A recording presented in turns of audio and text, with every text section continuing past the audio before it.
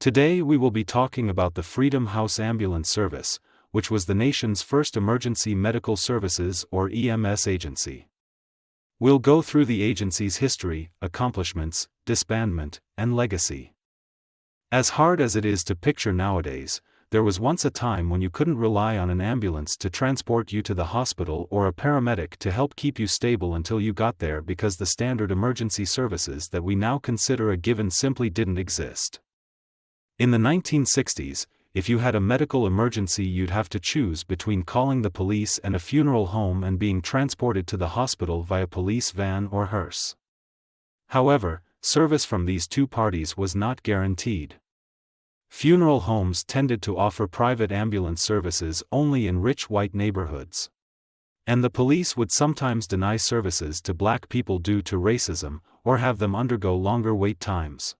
Officers were also not given any medical training beyond first aid, so individuals had to wait until they reached the hospital to receive treatment for their injuries. The absence of life-saving pre-hospital care led to a large number of preventable deaths and adverse health outcomes that could have been avoided had the patients been transported by trained professionals. It was reported in 1966 by the National Academy of Sciences that nearly 50,000 deaths occurred as a result of ineffective ambulance crews and a lack of adequate hospitals within range per year. However, all this changed with the creation of the Freedom House Ambulance Service. The idea for the Freedom House Ambulance Service came from Phil Holland, the president of the Maurice Falk Medical Fund, which provided grants to programs aimed at providing services to minority communities and improving social welfare. As a former ambulance driver, Holland saw firsthand the negative impact the current state of emergency services was having on people's health and wanted to help provide better emergency services to medically underserved communities in Pittsburgh. At the same time, he also wanted to create more employment opportunities in the area as well.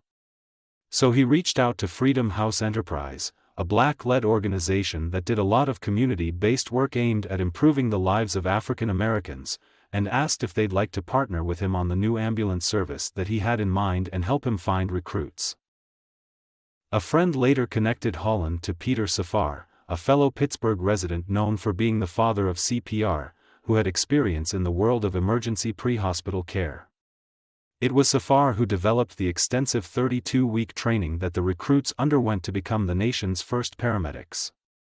Freedom House's first batch of recruits consisted of 25 students, all of which were African Americans from Pittsburgh's Hill District, a predominantly black community. They were all also considered unemployable as many had not finished high school, were ex-convicts, or veterans, which made it difficult for them to find and retain employment, until now. Under Safar's guidance, they spent 300 hours learning anatomy, physiology, advanced first aid, CPR, and defensive driving.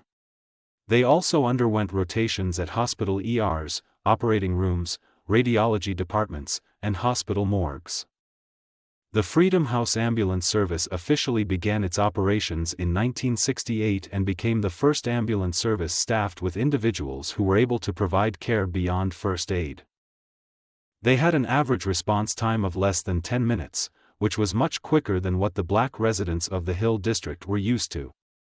In their first year, they responded to almost 5,800 calls, transported 4,600 individuals, and saved 200 lives. Additionally, Freedom House paramedics were the first in the country to intubate a patient on the street, deliver an electric shock to a patient on the field, read and send an EKG while on the move, and use Narcan in the field to treat an overdose. Both internationally and domestically, Freedom House was seen as a revolution in emergency care and many began to follow in their footsteps. This was made easier when Freedom House's new medical director, Nancy Caroline, developed the first paramedic training curriculum, which was recognized and adopted by the U.S. government in 1975. And the high-tech ambulances that Safar developed for Freedom House Ambulance Service, which were equipped with sirens, flashing lights, and radios that allowed paramedics to talk with doctors on their way to the hospital, were later set as the official ambulance standard and are still in use today. The Freedom House Ambulance Service ran for 8 years before it was shut down by Pittsburgh's mayor, Peter Flaherty.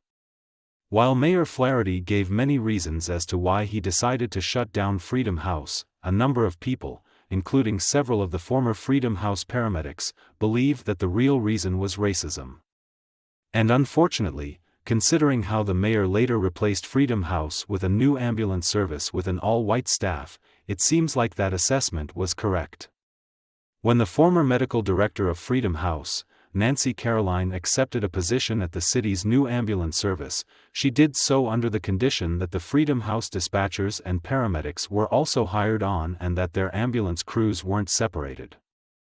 While the Freedom House employees were hired upon her request, their ambulance crews were separated, and the city's new ambulance service got many of them dismissed due to their criminal record and as a result of pass/fail exams which covered information they hadn't been taught, and some were simply reassigned to do non-essential work.